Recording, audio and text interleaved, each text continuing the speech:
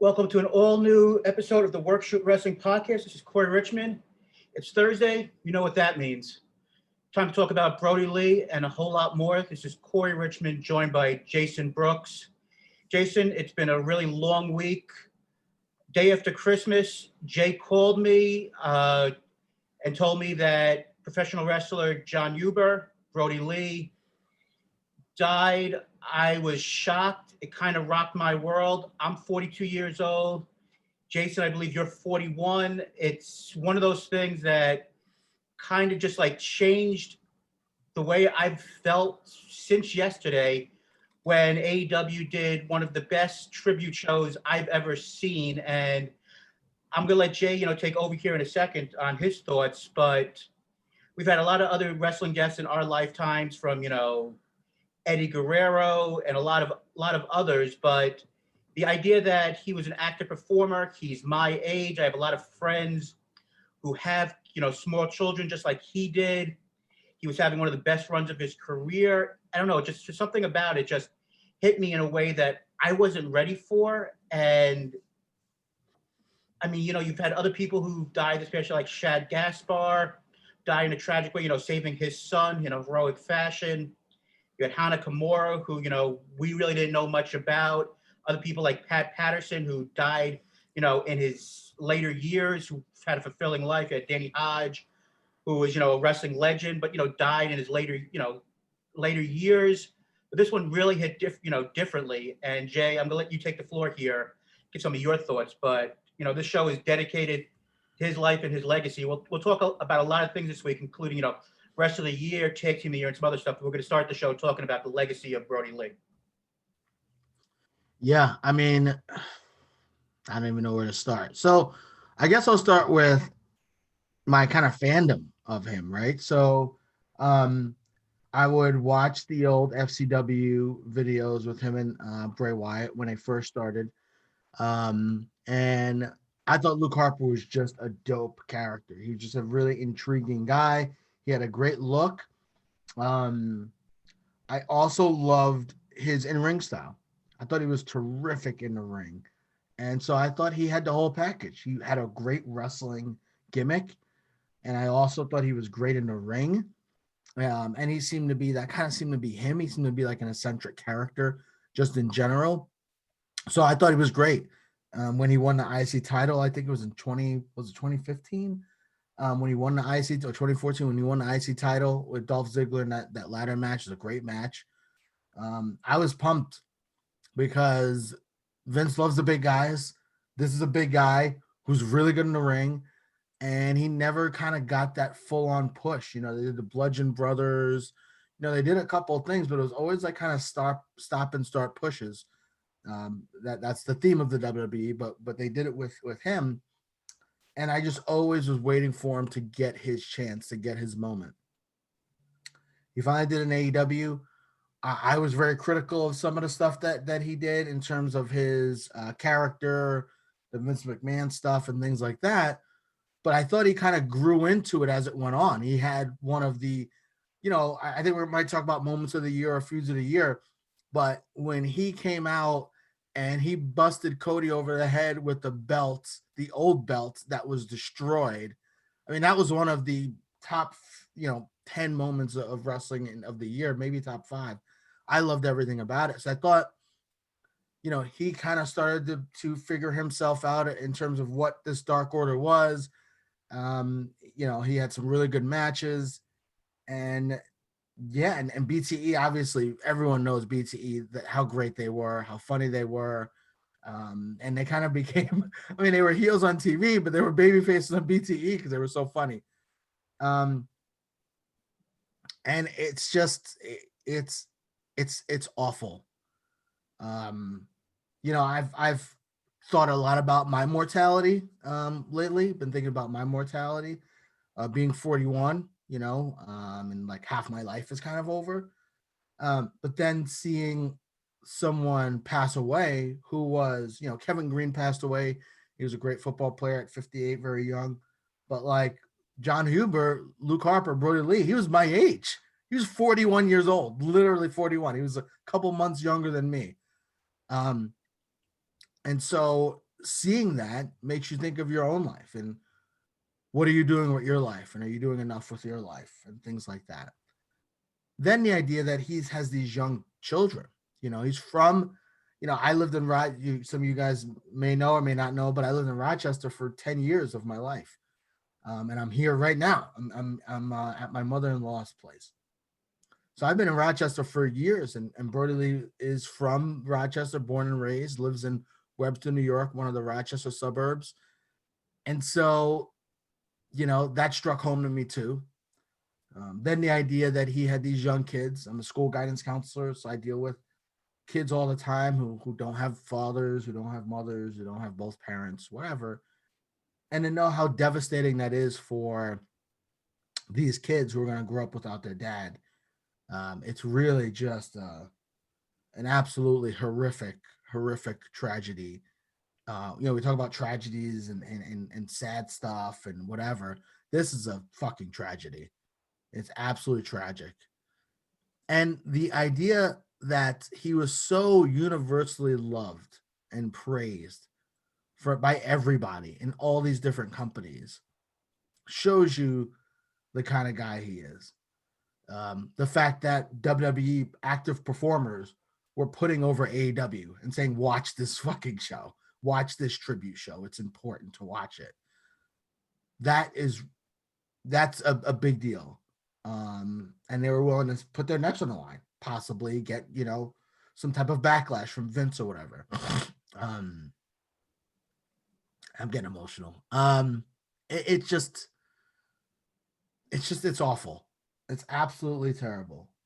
These guys who live long lives, they die.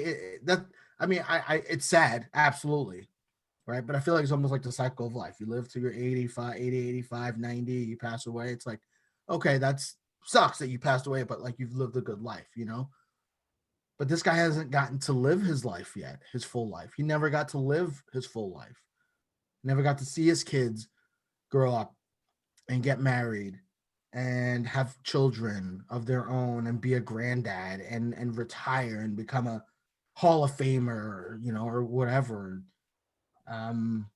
He's never gonna have that, and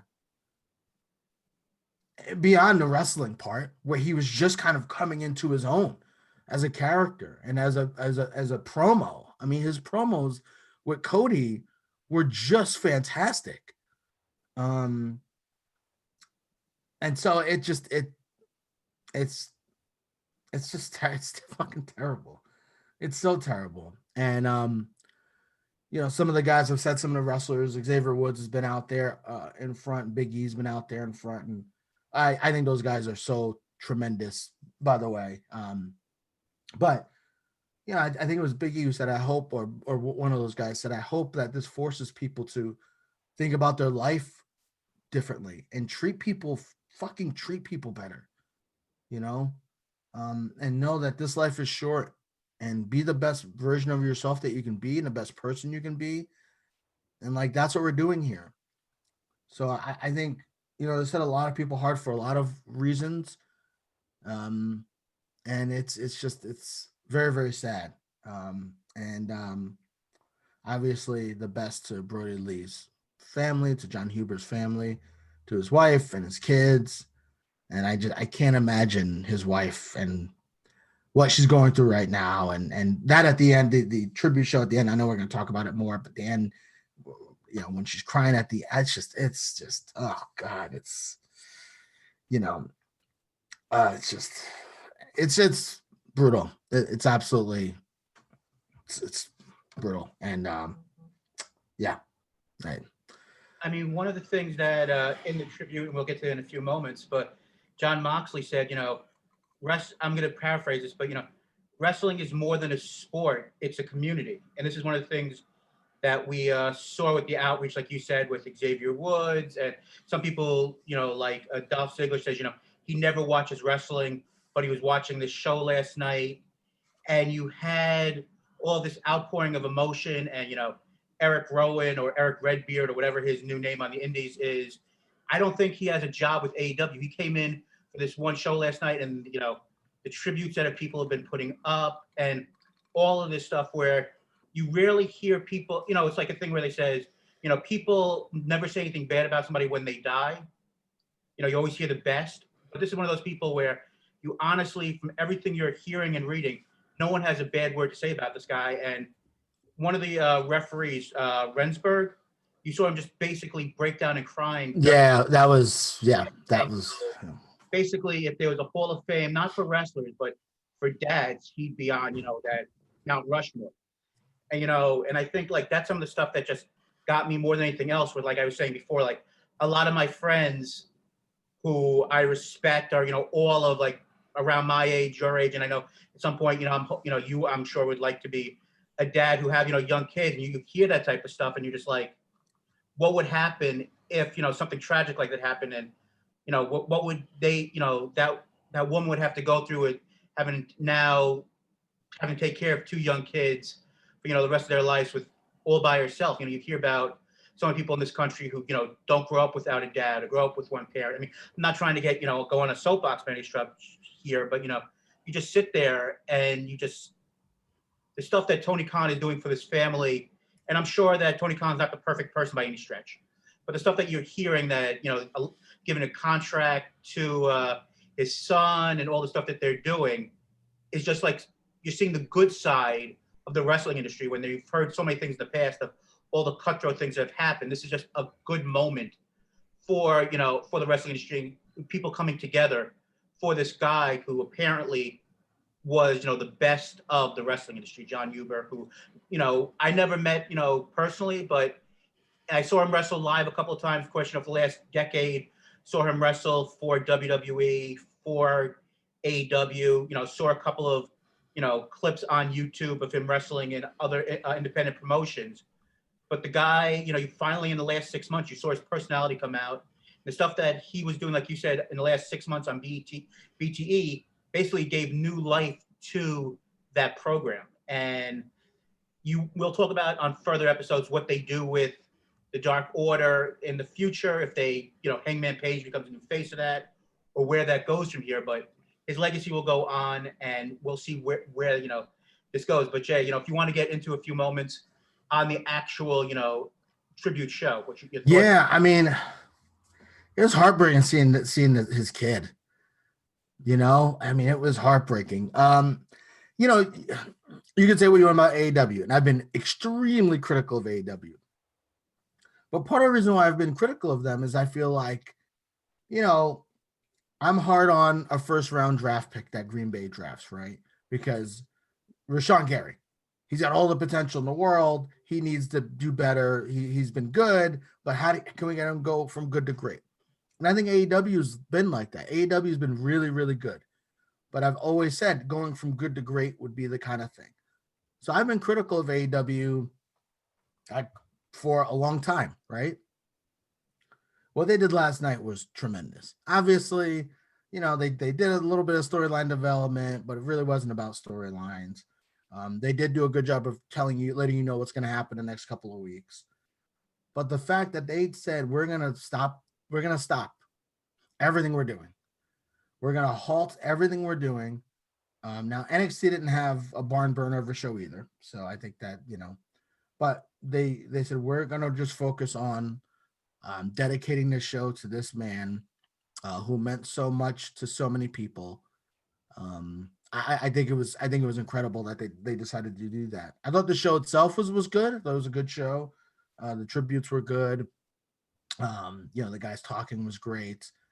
I personally, I always like to hear the guys talking more than seeing like matches and stuff. I think that's cool too. But I always like to hear the guys talk. But that's more me. I thought the show was very, very good. I thought the end there, we're putting the boots, in the ring to kind of close the show. I thought was very, very classy, a very good way to do it. And I think they did a tremendous, tremendous job. You got to put Tony Khan over. I think this comes down to he's a businessman, but he's also a really big wrestling fan, and he cares about many of these guys. He looks up to, I think, a lot of these wrestlers too, right? And so that was a big reason. I think one of the big reasons why he did what he did. I think everybody was tremendous. It was very, very emotional for everybody involved. I think you really, really felt that throughout the night. Um, and I love that Dark Order. They were in every match. It was just they tried to make it as feel good of a show as possible. Even with the MJF stuff, where I was like, "Ooh, where are they going here?" And then he hit him with the kendo stick or whatever. It was great, you know. Um, and we'll see down the line with Brodie Lee Jr. and how much into wrestling he is in 15 years. See if he still wants to do this or not. But it was a great gesture. And here's the thing: Tony Khan is a millionaire, right? If he says he's going to do something and take care of someone's family, I totally believe he's going to. And I think that a lot of other wrestlers will take care of Brodie Lee's family. So I think financially, things like that, I hope that they won't struggle to pay the bills moving forward. You know, you hope that that won't be a problem. But the tribute show was tremendous. I think Brodie Lee's got the #1 shirt on Pro Wrestling Tees, and all that money is going to the family. So that's tremendous. It also shows you like how good a lot of wrestling fans are. You know, how good when you get to the heart of somebody, you know, what they're able to do, what they're willing to do for others. And I think that was shown with Brodie Lee and the fans, and you know how much they did. All the stuff on Twitter. I mean, Twitter was just on fire last night with Brodie Lee tribute. That's all I've been seeing.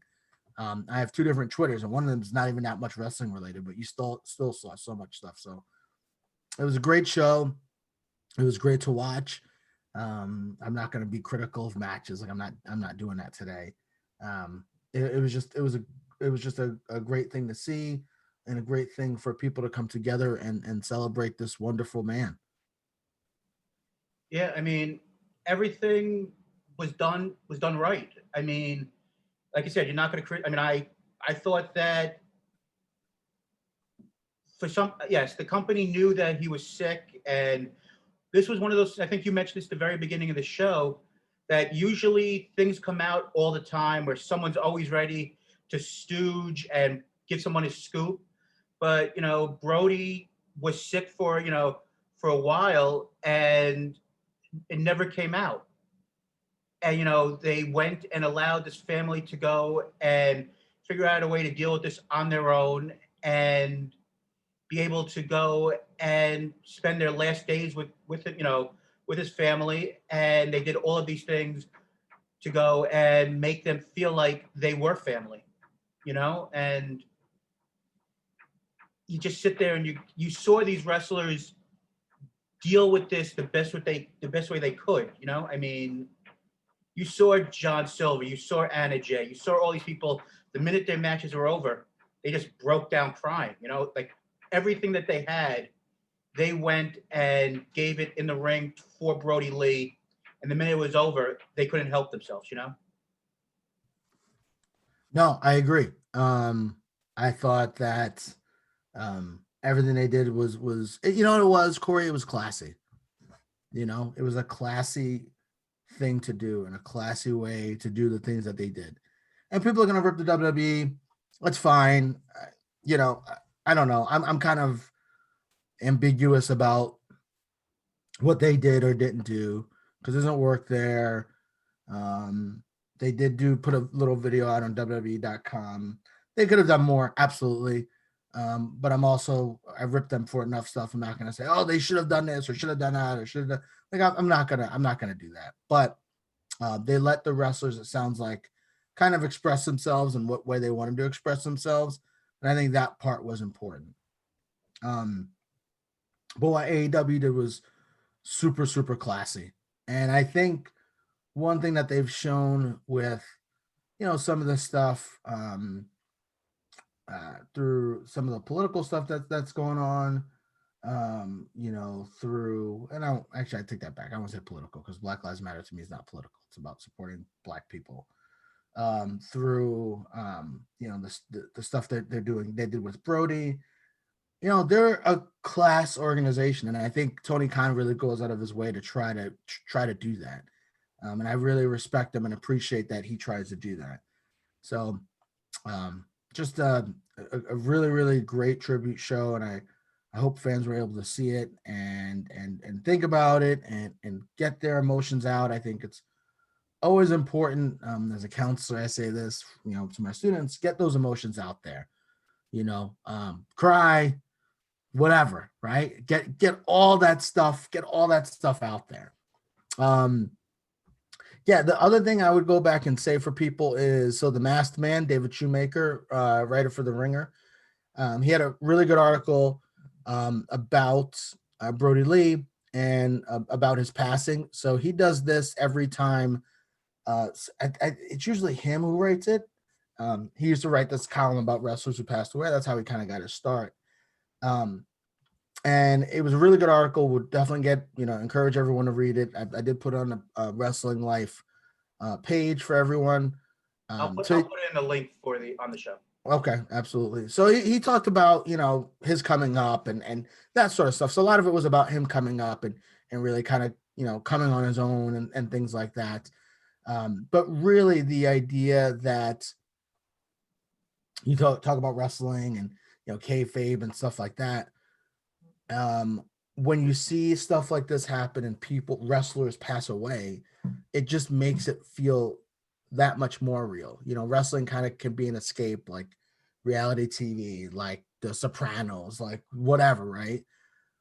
And things like this happen and it just becomes, all the more real.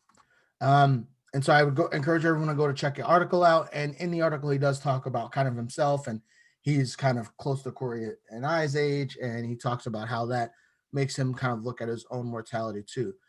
The other thing I wanted to know is, I know there was some controversy with him not having COVID, whatever. I don't want to get into all that because that's for someone else to talk about. But the one thing I wanted to talk about was the fact that AW knew he was pretty sick for a while. Right. And, that didn't get out. Nobody knew it. I think we talked about it. He had a knee injury or something, right? Or a leg injury. And they might have put that out there. Story about that. A couple of places had said that there was a rumor that he might have had an injury, but no one was able to officially get a secondary source. For that, yeah. So, I mean, he was, in rough shape. It sounded like for the last month. They knew that this possibly wasn't going to go well for him. And so the fact that AEW also kept all this stuff under wraps and none of it came out. Nobody knew anything. We didn't know anything. I read rumor pages every day like you do, I'm sure. We didn't, the dirt sheets they're called, we didn't know anything. And I'm sure Dave Meltzer knew, I'm sure somebody knew. Yeah, I'm sorry to interrupt. Dave Meltzer actually, he found out, they were actually doing an interview with Jim Ross on the passing of Danny Hodge. And right after the interview was over, they found out, and basically Dave was he had heard, that the week before at the tapings, the whole thing has come out where they did with Brody Jr., basically doing the thing with beating Kenny Omega for, the title and stuff. He had heard about that and some of the things where Brody Jr. went to the Jags game with Jim Ross, but he didn't know that he was how sick he actually was, and it came so he didn't know. But so, the fact they kept all this under wraps to so many people, I think also shows you the type of people AEW are, right? And that it's not a company of stooges and this and that. So I just give them all the more credit, for keeping us under wraps, and keeping, having that privacy for the family to grieve and to kind of go through this process, without the public eye, and now you see it with his wife. Her grief is just spilling out, right? Her grief is just spilling out on Instagram and posting stuff. And I hope people are not critical of her and this, because this is the grieving process for people who may not have had people pass away. Everybody grieves in their own way. And I think this is kind of her way of doing it to a certain extent, right? And so I just wish the best for the family, and I hope that they are all okay and those boys are okay. And yeah, I just hope everybody ends up being okay from this, because this is going to be for the family, it's going to be a very, very long road for them to get well, but hopefully in time they will. Last thing I would say on this is that I guess the thing that makes this not okay, but I mean, you brought up for a second how you felt like for half a second a little uncomfortable with the MJF thing and then how it got resolved was the end of the night with Brody Jr. There was a smile on his face, and for an 8-year-old kid who for a long time is going to be, thinking about how he's not going to have a father, and his other child Nolan, who is too young to truly understand what some of the stuff that was mostly going on.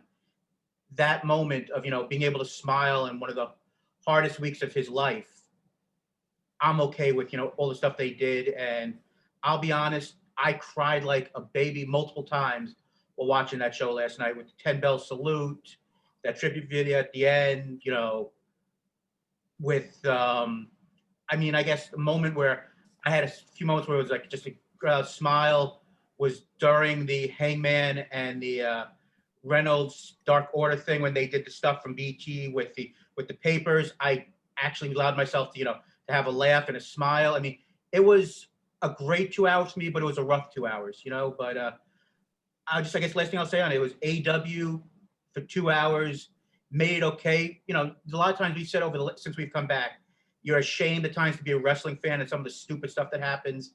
And it's been very uncomfortable for a lot of people that we've spoken to over the last 10 months with COVID to watch with no crowd and everything else. But last night as a wrestling fan, maybe it was because of the fact that just in the moment, I was proud to be a wrestling fan with the way that the WWE, AEW, and all the wrestlers had treated this sensitive moment with respect and treated this man who gave everything he had to his family and wrestling, and they treated him with respect, and they treated wrestling with respect. And they treated his death with respect. Yep. So on a little bit higher note, I guess two things. One, you could follow us on Twitter and Instagram at WorkShootPod. Last week we went and spoke about the female wrestler of the year. This week, talk about the male wrestler of the year. I think we have a couple of interesting choices, Jay. Drew McIntyre, Jon Moxley, Chris Jericho, I would say were the three of the bigger names. Adam Cole, I guess Keith Lee, and Kenny Omega. Of those names, who would you say was the break? I think for me and you, we both said Jon Moxley. Our Facebook group, Wrestling Life, overwhelmingly said Drew McIntyre. Yeah, I think it was. I think, and I get mad. I was gonna say no doubt it was Moxley, but I'm gonna give McIntyre credit. He did this during the COVID period in WWE when they were trying to figure stuff out. Raw was pretty unwatchable at times, and he was kind of the one shining light that made that show watchable. Excuse me. My only criticism of him was that I feel like he was. I don't love him as a babyface. I think that's my problem with him. He's like a little corny. Like he's a little corny. He's just not my. I'm doing this for the fans, and if not for the kind of Hulk Hogan. I don't love the Hulk Hogan babyface stuff. And so that stuff kind of, wears on me. But he had some tremendous matches. He had good matches with Orton. His match with Rollins was one of the best matches of the year. He had a really good match with Lashley, too. His match against Reigns at Survivor Series was great. So he wrestled really, really great matches. And I think the cool thing is that we know what he is in the ring, right? He is a top-level worker. And in fact, he was given these reigns that he was a champion. So it's like, well, we can't have him wrestle 10-minute squash matches. He's got to go out there and perform. He was given that ability. So, and he had to wrestle high quality matches, right? He was in the main event of all these shows. So he did a great job. But I just think Moxley was just unbelievable. I don't think some of the feuds he was given materials with, particularly the MJF feud was particularly great, but I thought he did a great job with that.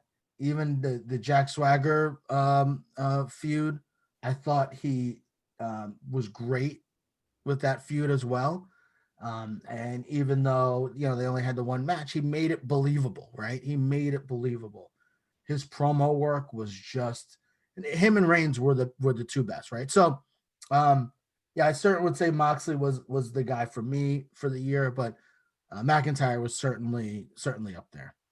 And, you know, and what you just said there was the reason why I would pick Moxley over McIntyre. That key word there, because I think we've spoken about multiple times. There's two parts of professional wrestling.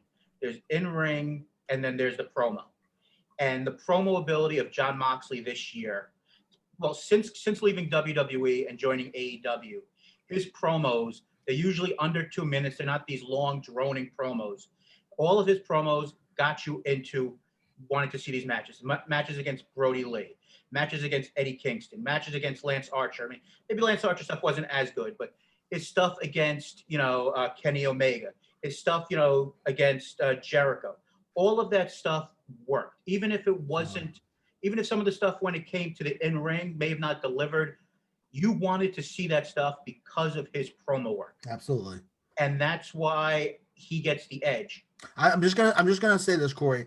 The one thing that I'm gonna give McIntyre is he's given a kind of a shitty template to work with in terms of Raw's 3 hours. He's got to fill time. He's got to have multiple segments on the show. And then, the writing, we know the issues with Pritchard being there. Heyman was there. Vince is there. So there's also, not that thing where they're like, Moxley, here's 2 minutes, go. Right? If McIntyre, they said 2 minutes, go, we might be looking at a different kind of thing with the two of them in comparison. So part of this is not McIntyre's fault. A big part of it is not his fault. So if someone wants to say McIntyre, I think that's cool too. As long as you're not saying like, Leon Ruff, I think it's fine. So either one of those guys, I think you could have put in for sure. Yeah, I mean, and the other guys who a lot of people have spoken about, Kenny Omega, I think, he's maybe the best wrestler in the world, but I think his promo ability didn't, raise the thing. I mean, he was in the best tag team most likely of the year, but I think there was points of the year where he kind of felt lost. Yeah, absolutely. I mean, I think guys like Keith Lee, first half of the year, he was dominant, winning the world title in NXT, but when he came to the main roster, he's kind of fallen off. I mean, it's hard to put anybody in ROH, MLW, or, Impact, a lot of the companies that basically didn't do anything for a good portion of the year once COVID hit. It's hard to, judge them fairly. I mean, Roman Reigns, if you wanted to go and put for, a 3-month period, he might be the wrestler of the year because his character work has been so good since his return. And I know I'm just blurting out some stuff here, but Adam Cole, I think, is a close maybe number 3 or number 4. And Jericho with his stuff on commentary and, stuff he did helping put, Orange Cassidy to that next level, puts him in there. But I think if you were saying how many good matches has he had? Right. Corey? I think last year he's had some guys, but yeah. As a personality, he's always going to be there, but he's had some clunkers of matches, man. He's right. But anyway, I mean, yeah. So a lot of those guys, and there's just so much talent. We didn't talk about NXT UK. They were gone for a long time and have now returned. So Walter could have been a guy, but obviously he hasn't been around for a while. So yeah, there's just so much talent. I'm looking forward to 2021. All these companies are now up and running. We've got 1 million shows next week, which is going to be probably the biggest, the biggest day in wrestling that we're going to have maybe in the year, just starting off. So yeah, it's just so much stuff. I think next year is going to look way, way different in terms of this. We're going to have a lot more candidates, I think, too. So I think talking about this time next year, hopefully will be fun. And I just want to bring up before we move on to Tag Team of the Year, a guy who people in wrestling life brought up, and I didn't bring in our list, was Seth Rollins. And now there's a couple of reasons why I didn't put Seth Rollins in our poll, was because of the Rey Mysterio feud was such a disaster and just kept on droning on. He had some great matches, but I think that feud was so bad. And just a lot of stuff that happened with The Fiend and his character just fell apart and everything else. You could be so good inside the ring, but if other parts of your character he became almost a kind of a joke of what he was at points. So as good as he was inside, and then also similar, where Randy Orton was a great character, I just don't think of Randy Orton as wrestler of the year. You know, you may disagree on one of those two guys, but No, I agree. I agree wholeheartedly. I think Rollins was our wrestler of the year last year or 2 years ago. I forget. Yeah. I mean, we know what he's capable of. I really liked the Monday Night Messiah thing for a while. I think I was more into it than you were. Yep. After the Survivor Series loss. I thought his feud with Owens for WrestleMania was tremendous. I thought they did for the pandemic and all the stuff they had to go through. I thought they did great might work, the both of them. And their match was pretty good too. So I enjoyed Rollins. I thought the Rey Mysterio feud was pretty terrible. I'll be honest with you. It was just not engaging at all. He apparently tore a man's eye out. It just did nothing for me. And I think if that feud would have been on SmackDown, and it was for a little bit, I think if it would have started on SmackDown, maybe it would have been better. I don't know. I just the feud did nothing for me.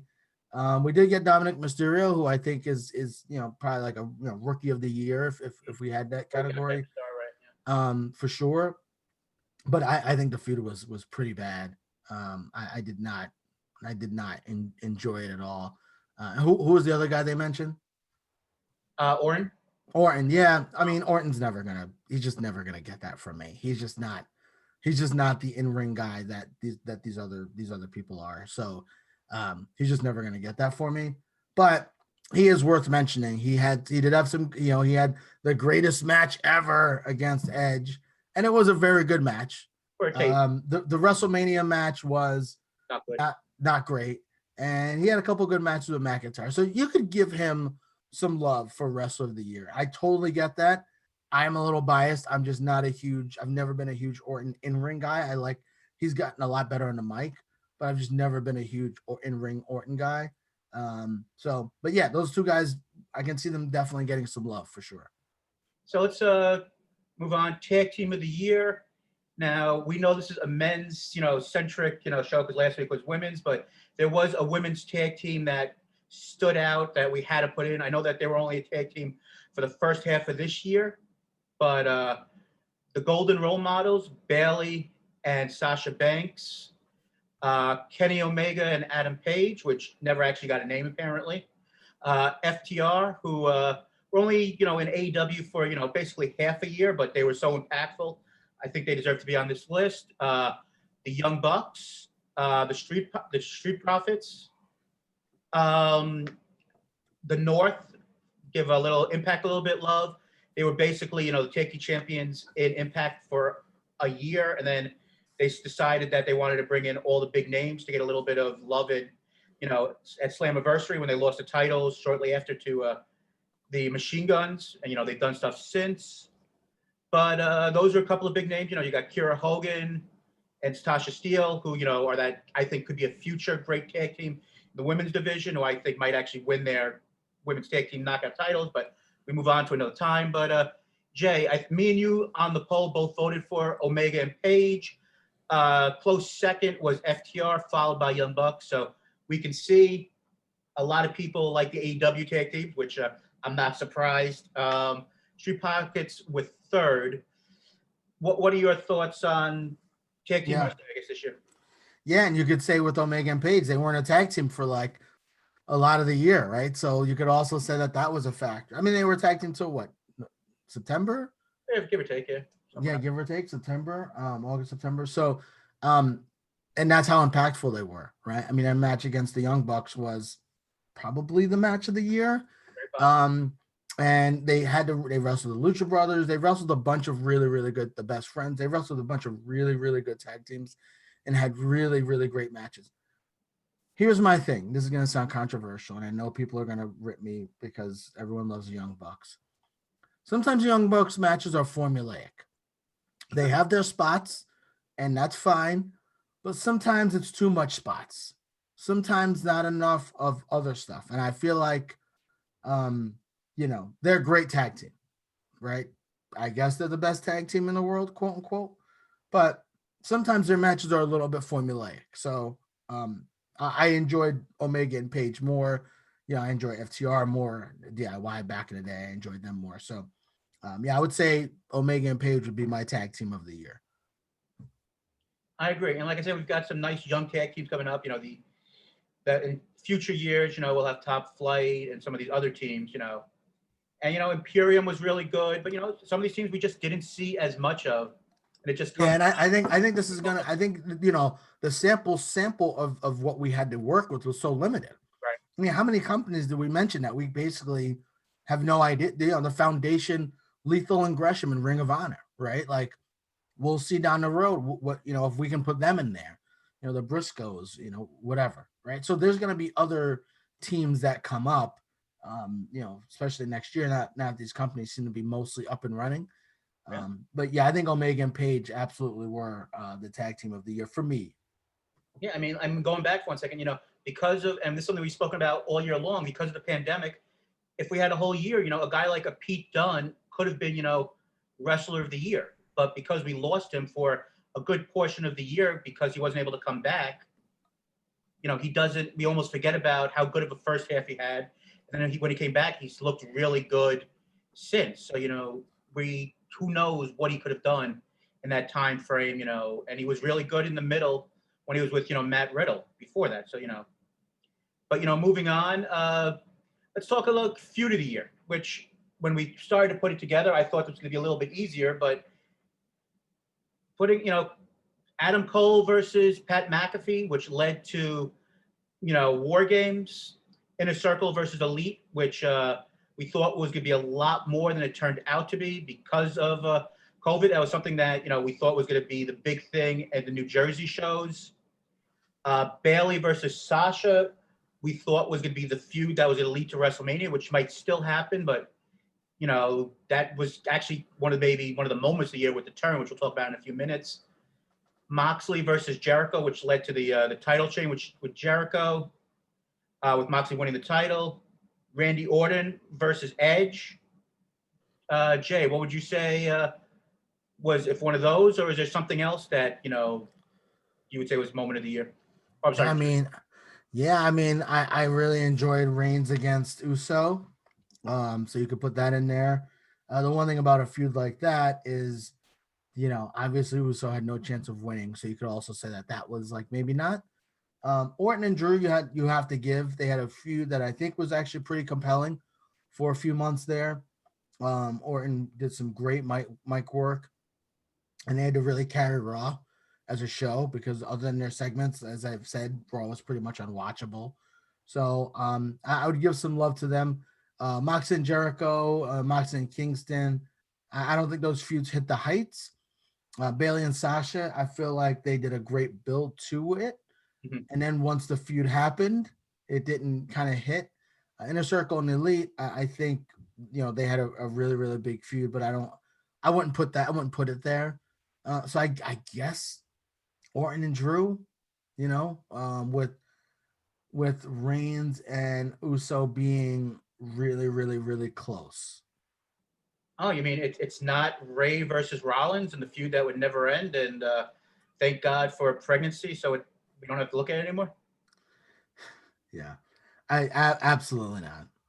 I mean, that was the longest feud of the year. I think that was right after WrestleMania, and it only ended like last month. So that was the longest feud of the year. Maybe Orton was longer. I don't know, but anyway, yeah, no, Still be going on. We're not sure. Yeah, exactly. But definitely give it to Orton and Drew. I mean, the real answer to this is not to be a downer. The feud of the year is wrestling versus COVID. How the wrestling world has had to go and figure out how to deal with COVID. WWE had a hard time at first, figuring out what was the right way to deal with things with masking and testing. ROH dealt with it the best with, taking as much time as needed, figuring out the right testing, especially the way they handled the Final Battle with some of their biggest matches, having to take them off the card. They've handled this the best. Impact has, done a good job with not having any fans at all, which most of the time they mostly would not have fans to begin with. NXT has, done as good as they can do. We're seeing, more fans slowly with AEW. We've had the Thunderdome with WWE. So, I mean, in the new year, we'll figure out more as that goes along. But, Jay, all kidding aside, I mean, wrestling versus COVID is really the biggest thing that's happened all year. Yeah. And I also don't think, I mean, absolutely, that goes without saying, right? That's that human life against COVID has been the feud of the year. But yeah, I also don't think we had this, oh my God, feud. I don't know that we really had that this year. I think maybe Reigns against Uso had a tremendous impact, but you never thought Uso was going to win. So, that you could say that it's hard to have a feud of the year when you think there's no way one of the opponents is going to win. So yeah, I don't know that we had that. Oh my gosh, this great feud. Maybe we'll get it next year. A feud that I'm going to give a lot of love to that I think could have hit the heights was Owens and Reigns. I know it was only like a month and they only had a couple matches, but What's going on, right? Oh. Man, I think it's over. I think they might be going to Brown. I mean, I don't know, but I'm gonna give that feud some love, right? And not a coincidence that Reigns has only been there for like 5 months, and 2 of his feuds were definitely honorable mentions because the Owen stuff that they did was really, really, really, really, really good. Definitely a little love to that, even though the story wasn't long enough to put it as a feud of the year. And maybe the feud of next year, if done right, can be AEW versus Impact, but we'll see how long that lasts. And there's no way that'll be the feud of the year. Not a chance. Not a chance. I'm gonna give some potential love to possibly a Daniel Bryan, Roman Reigns as a feud of the year next year, because I think they could have a hell of a feud. Hell of a feud. All right.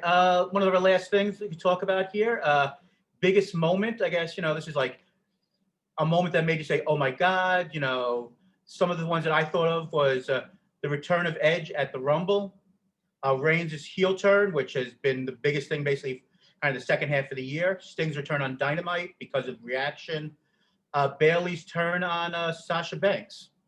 Those are the big 4 things that I thought of. I mean, you also, I guess you can add in the big surprises of Slammiversary, the Good Brothers, Eric Young, that kind of basically brought back life into Impact Wrestling. I mean, you could say it should have been, because of what we spoke about the first half of the show.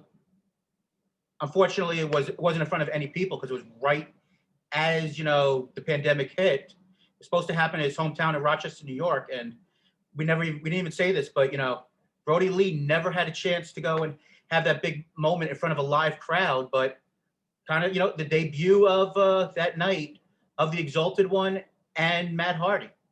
Those were, kind of the biggest, some of the biggest, moments of the year. It's 100% Edge. He's gone for 9 years. He's a Hall of Famer. He's a gigantic superstar. There was no inkling he was going to come back. No thought he was going to come back. Had been in the acting world for years. He was raising his family. He was gone. And the fact that he came back at the Royal Rumble and the reactions from the crowd when we had them was just unbelievable. So to me, that was still the moment of the year, even though it was so long ago. And sometimes I think we do have recency bias, right? The last thing we see is the most impactful. But I certainly think Edge returning at Royal Rumble was the moment of the year for me.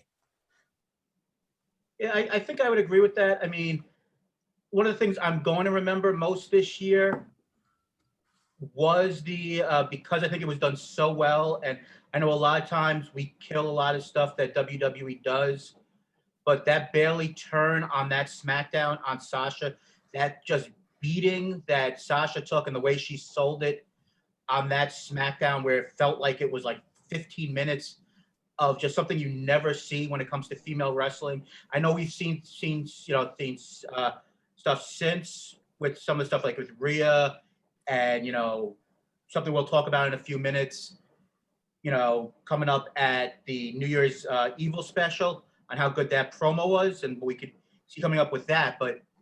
And we could say how they've screwed that up since. But that night when Bayley turned on Sasha, we knew it was coming at some point. But the way they did that, that was just a moment that's going to stick with me all year. Yeah, they had a great turn. It was a great total great turn, and their Hell in a Cell match was just outrageous. So, I mean, I didn't love all the in-between stuff that they did, but they certainly paid it off with their Hell in a Cell match. Absolutely. So Jay, I think we spoke about a lot of good things. I mean, is any other things you wanted to dissect before we get into a couple of plugs and maybe one or two more things before we call it a day? No, I just think this was the most interesting year in probably the history of pro wrestling because of COVID and everything that these companies had to go through. But I think these companies, for the most part, WWE, I'm going to take their outbreaks and stuff. They didn't, they struggled for a little bit. Um, but I give Impact a lot of credit. I give AEW a lot of credit. I give Ring of Honor a ton of credit too. They took their time. They made sure there was testing, and they made sure they could try to put on shows for the audience. Now, AEW has an advantage. Obviously, they own the Jaguars. And they did it at Daly's place, right? So, they had they had that built-in advantage. But these companies did as good of a job as they could possibly have done. So, I give them credit. Yeah, I mean, like I said, this was a tough year all around in regards to dealing with COVID. We could say a lot of things on WWE, AEW, and all these companies got wrong, but and as we get to the end of the year and looking forward to 2021, I think we want to try to go and look at the positives on these, couple of weeks, especially with the tragedy that the wrestling community just went through. Absolutely. We'll be back in a moment to talk about one of the better, hype videos we've seen recently with this Rhea Ripley match coming up next week. But Jay, how about you let people know how they could follow us and the rest of the Life Group podcast? Yeah, so for you guys who don't know, we are the Work Shoot Wrestling podcast.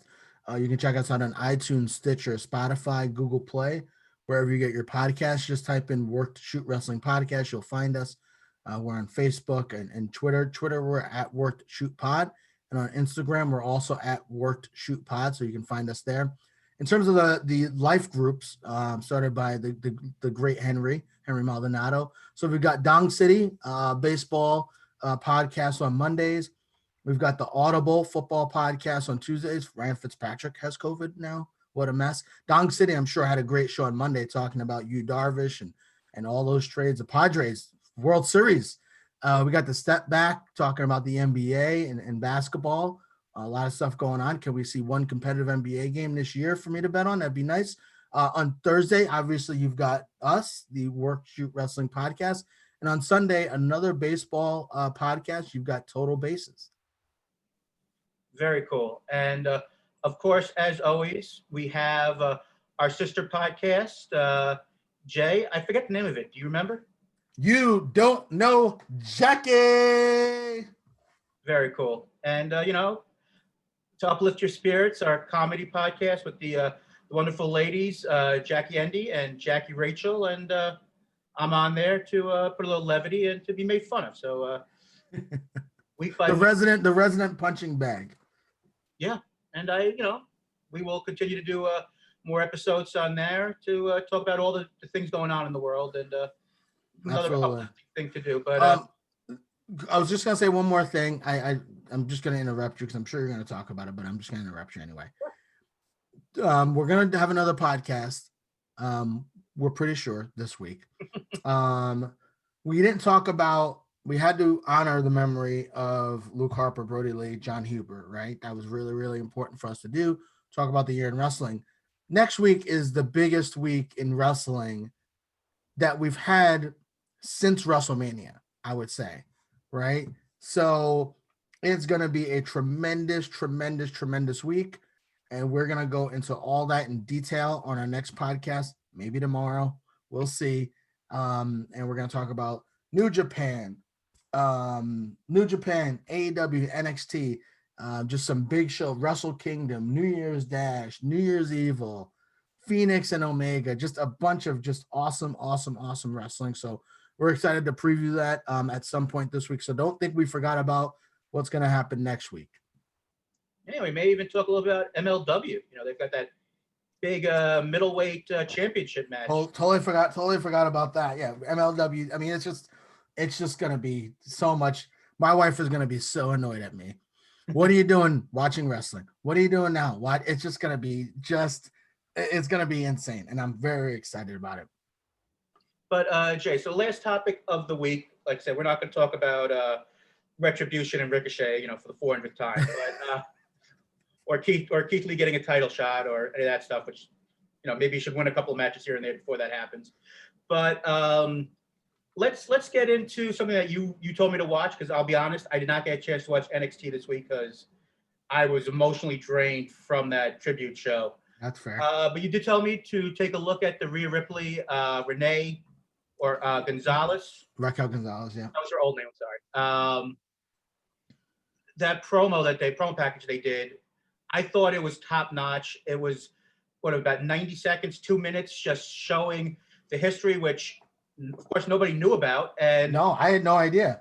It's one of those things where you just sit there going, it's been an interesting story that they would have, you know, we could have told on TV for the last couple of years. And I mean, it's great to know 1 week before, but I'm not trying to criticize. It was a great promo package that WWE does this stuff, and you sit there going, all right, when they want to put something behind something, let's go. I mean, I really wish they did this, you know, maybe a week or two before to just build this more and more, but they've built this story over the last couple of weeks, and I really think that this is a match that I want to see now, and that was that final push that just said, this is a money matchup.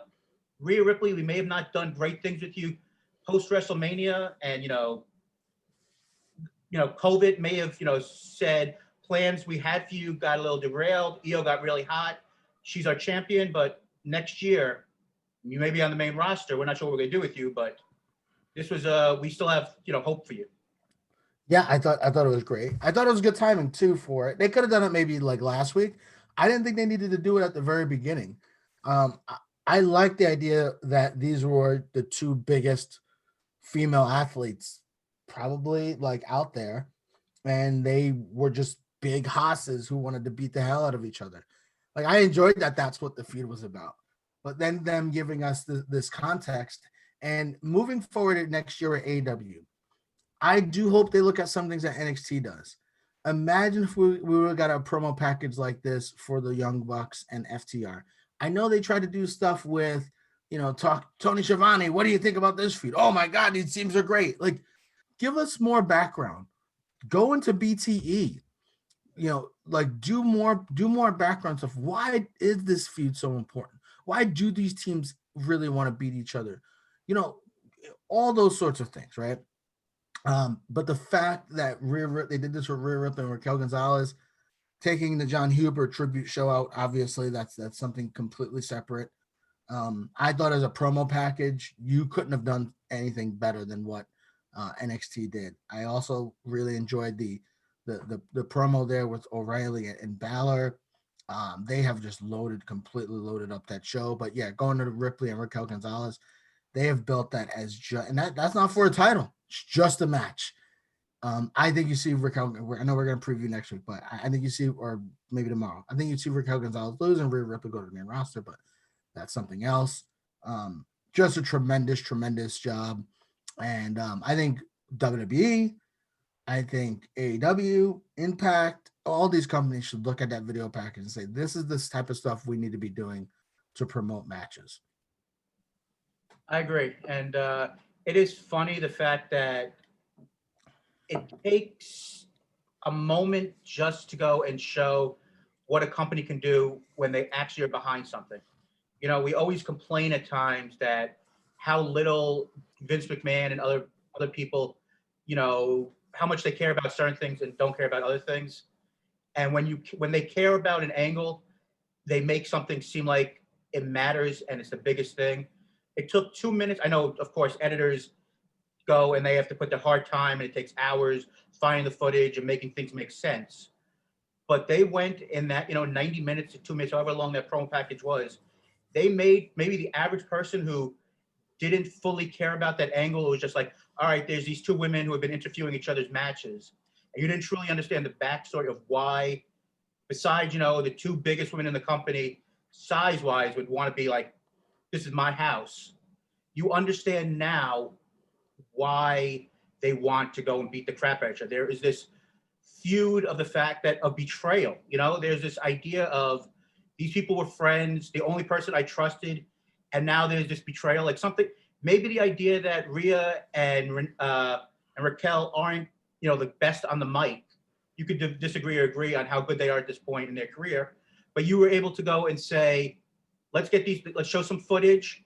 Maybe it takes more than one take, but from this video, they were able to tell a story in 2 minutes. And now you understand why there's this hatred and why in a week, these two women are going to put everything they have. It's not for a title. Maybe at some point the winner gets a shot at EO, but they want to tear each other apart. Yeah, I agree. And that's wrestling. And if Raquel Gonzalez wins, which I think she's going to, you have the ascent, right? You have now she can go for the title. She's beaten everybody basically, and she can go for the title. I think it's super fascinating. Also glad to see Mercedes Martinez is not in some goofy mask and is back being an actual pro wrestler. Last thing for me, beer of the week. Went to Other Half. Other Half is a brewery. They're here in Rochester. They're also in DC, and they started in Brooklyn, New York. Other Half, very well known for beer people.